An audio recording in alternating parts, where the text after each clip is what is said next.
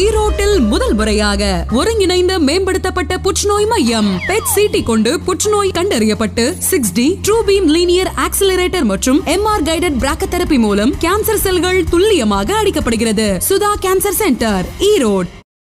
நம்ம ஊர் செய்திகளை காண தொடர்ந்து சபா நியூஸ் தமிழுடன் இணைந்திருங்கள்.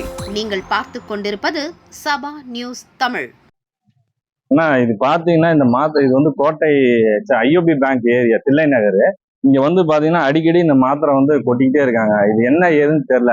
இது வந்து பாத்தீங்கன்னா எங்க ஸ்டாண்டிங் இருக்குது.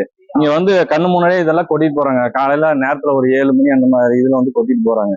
இது வந்து கவர்மெண்ட்டுக்கு சம்பந்தப்பட்ட மாத்திரை. இது என்ன போதை மாத்திரையா என்ன ஏதுன்னு எங்களுக்கு தெரியவே இல்லை.